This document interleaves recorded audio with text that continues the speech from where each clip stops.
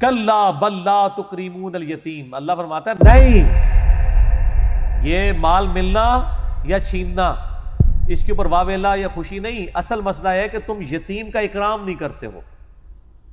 ولا تحاضون علی طعام المسکین، اور مسکینوں کو کھانا کھلانے کی ترغیب نہیں دلاتے. جس کے پاس مال آیا ہوا ہے وہ لے کے بیٹھا ہوا ہے. یہ مال اس لیے نہیں تھا کہ خوشیاں مناؤ کہ اللہ کا بڑا فضل ہے، یہ اس لیے تھا کہ خرچ کرو غریبوں پہ. وَتَأْكُلُونَ التُّرَاثَ أَكْلًا لَمًّا، اور چٹ کر جاتے ہیں میراث کا سارا مال. یعنی باپ مرتا ہے تو بڑا بیٹا بہنوں کی جائیداد بھی ہتھیا لیتا ہے. وَتُحِبُّونَ الْمَالَ حُبًّا جَمًّا، اور مال اور دولت سے حد درجے کی محبت کرتے ہو. کَلَّا اذا دکت الارض دکن دکا، یقیناً وہ دن آنے والا ہے جس دن زمین کوٹ کوٹ کے برابر کر دی جائے گی. یہ فلیٹ کر دی جائے گی زمین، یعنی پھر یہ پوری زمین ہی میدان محشر بن جائے گی. وجاء ربک والملک صفا صفا، اور اس زمین پہ اللہ اور فرشتے قطار در قطار اتر آئیں گے. اللہ اپنی شان کے لائق اس دنیا پہ اتر آئے گا، اس کی تمثیل کوئی بیان نہیں ہو سکتی.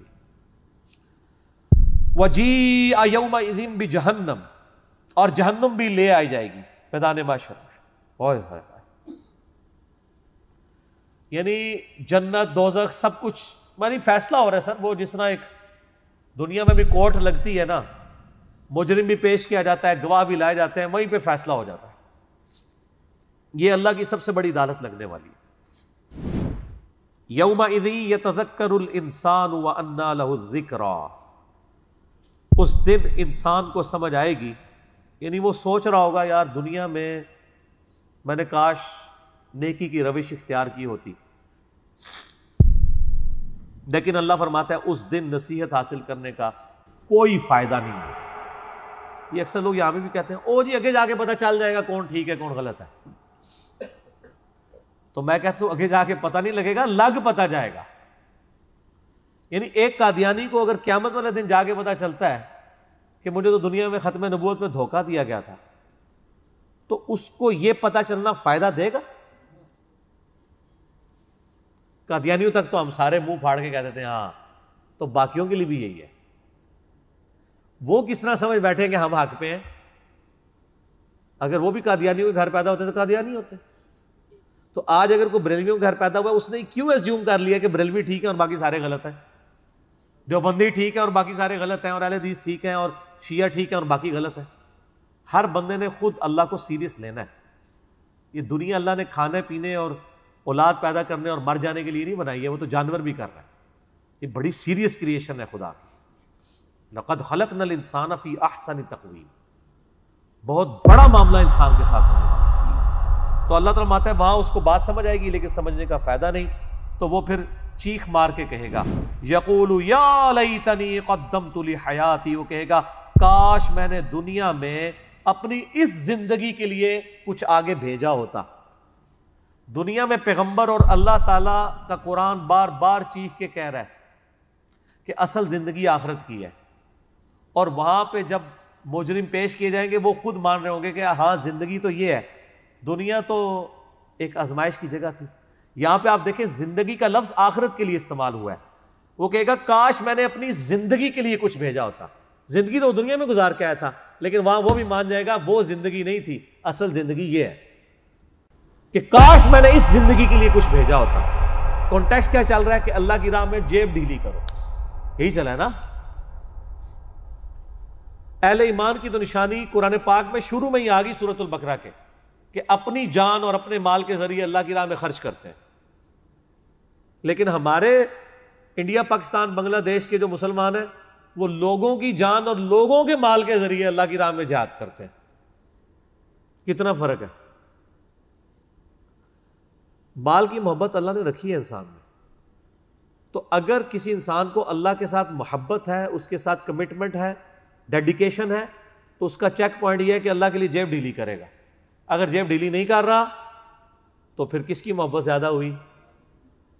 اس لیے میں بار بار کہتا ہوں کہ جن لوگوں کو اللہ نے مال دیا ہے نا، مجھ سے سٹامپ پیپر پہ لکھوا لیں کہ دنیا میں اگر کوئی سب سے آسان جنت کما سکتا ہے نا تو وہ مالدار شخص ہے.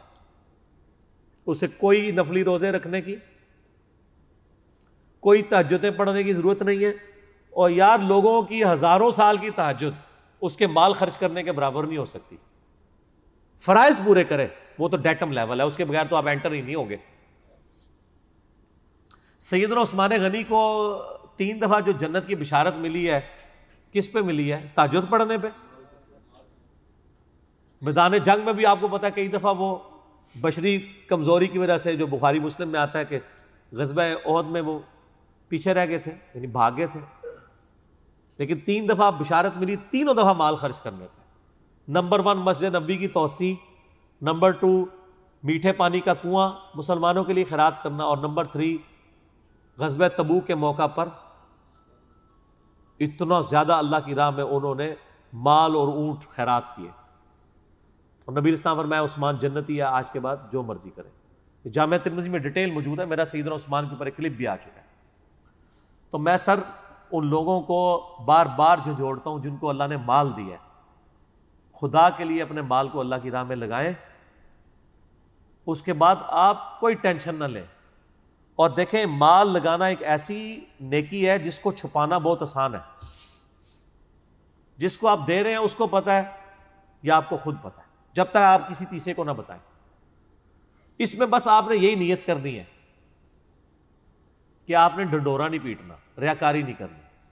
باقی اس میں خشوع خضوع کی، وضو کرنے کی، ترجمہ یاد ہونے کی، توجہ ہونے کی، اللہ کو مستحضر رکھنے کی کوئی ضرورت ہی نہیں پڑتی. نیکیوں کے ساتھ تو یہ چیزیں بہت جڑی ہوئی ہیں نا. تہجد کے وقت کوئی اٹھ بھی جائے تو وہ پورے پروٹوکول کے ساتھ نماز کیسے پڑھے گا؟ اس میں آپ بے شک دماغ میں اپنی دکان کا حساب کر رہے ہو اور ادھر سے آپ غریب کو دے رہے ہو، خیر ہے توجہ ہو نہ ہو آپ کی نیکی پکی ہے. یہ دنیا میں کوئی نیکی ہے. اسی لیے قرآن پاک میں سب سے زیادہ جس نیکی پہ زور دیا گیا نا نماز کے بعد، وہ اللہ کی راہ میں انفاق فی سبیل اللہ.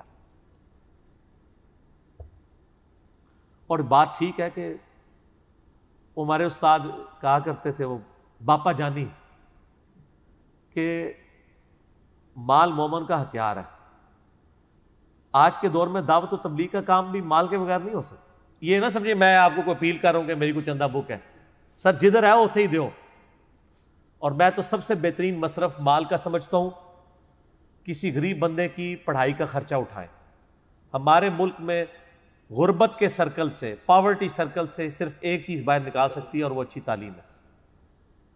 غریب آدمی کو آپ رکشہ لے کے دے دیں گے بس گزر بسر ہی کر سکتا ہے، لیکن تعلیم ایک ذریعہ ہے جس کے ذریعے وہ اچھی نوکری حاصل کر کے اپنے خاندان کو پاورٹی سرکل سے نکال سکتا ہے. کئی اتنے لائق بچے ہوتے ہیں لیکن تعلیم کا خرچہ نہ اٹھانے کی وجہ سے بیچارے وہ پیچھے رہ جاتے ہیں. سب سے بہترین مصرف ہے، اور اس میں بھی سب سے پہلے آپ کے قریبی رشتہ داروں کا حق ہے. اور رشتہ داروں میں سب سے پہلے آپ کے بہن بھائی آتے ہیں. ماں باپ بیوی بچے تو ہیں ہی ہیں، اس کے بعد باقی لوگ. تو اللہ تعالیٰ فرماتا ہے کہ وہ کہے گا کاش میں نے آخرت کے لیے کچھ مال پانی خرچ کر کے اللہ کے ڈیوائن بینک میں جمع کرایا ہوتا تو آج وہ نیکیاں میرے کام آتی. فَيَوْمَئِذٍ لَا يُعَذِّبُ عَذَابَهُ أَحَدٌ، اس دن اللہ تعالیٰ اس طرح عذاب دے گا کہ کسی نے ویسا عذاب دیکھا نہیں. کچھ بھی ہے تیرے محبوب کی امت سے، اے بھی پڑھو امت. وَلَا يُوثِقُ وَثَاقَهُ أَحَدٌ، اور ایسا باندھے گا، ایسا قید کرے گا انسان کو کہ کسی نے ایسی قید نہیں دیکھی ہوگی. ظاہر ہے آپ چھڑوا ہی نہیں سکتے. دنیا کی جیلیں تو آپ توڑ بھی سکتے ہیں، دنیا میں آپ رشوت دے کے چھوٹ بھی سکتے ہیں، اللہ سے بھاگ کے کہاں جائیں گے؟ اللہم اجرنا من النار، آمین.